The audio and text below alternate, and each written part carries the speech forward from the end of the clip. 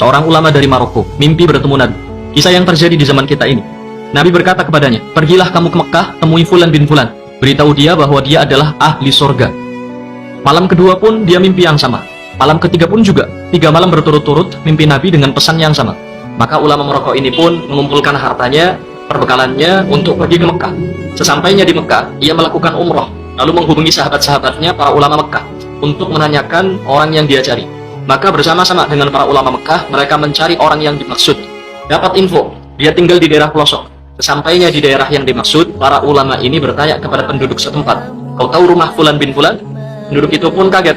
"Kalian, para ulama, dengan pakaian terhormat, kalian orang-orang soleh dengan penampilan alim seperti ini, mencari Fulan bin Fulan?" "Iya, memangnya kenapa?" kata ulama Maroko itu. "Kalian akan tahu sendiri setelah bertemu dengan orangnya." Maka ditunjukkanlah rumah orang yang dimaksud. Begitu pintu diketuk, yang keluar adalah seorang laki-laki dengan penampilan preman, dekil, fasik. Ulama Maroko ini kaget. Dia berkata dalam dirinya, "Aku pikir orang yang akan kutemui adalah orang alim, soleh, ahli ibadah.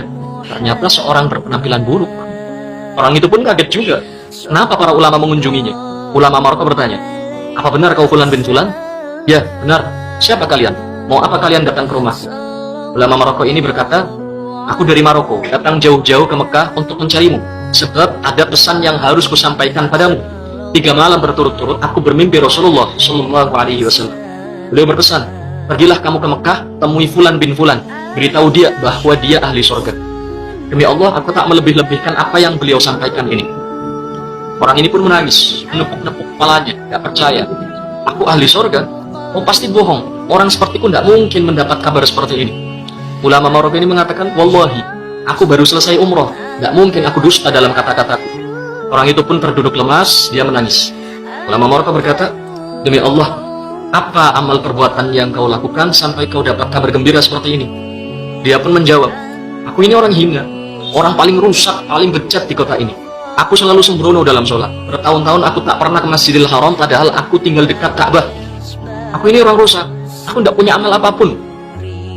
Maka ditanya lagi, "Coba kau ingat-ingat lagi, mungkin kau punya amal yang kau lupakan."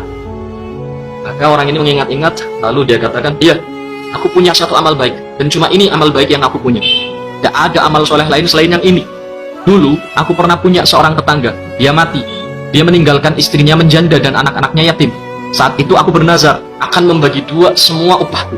Satu untukku dan keluargaku, satu lagi untuk janda tetanggaku dan anak-anaknya. Wallahi, dari semenjak itu sampai hari ini, aku masih terus membagi 2 upahku untuk keluargaku dan untuk mereka."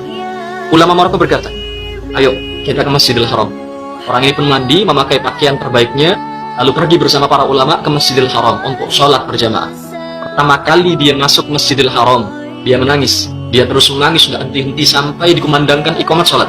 Bahkan dalam sholat pun dia menangis. Ketika imam baca surat, orang ini terus menangis. Terisak sampai membuat ulama Maroko ini yang sholat di sampingnya ikut menangis. Berdiri rakaat pertama, rakaat kedua, rakaat ketiga, sampai sujud sebelum akhir. Dia tidak mengangkat kepalanya lagi, dan ternyata rohnya telah dicabut. Pesannya adalah, jangan berprasangka buruk dengan siapapun. Siapa tahu dia ahli surga. Satu-satunya makhluk yang boleh kita buruk sangka dengannya hanyalah diri kita sendiri. Terima kasih yang telah menonton video ini. Semoga bermanfaat. Jangan lupa like, komen, dan subscribe.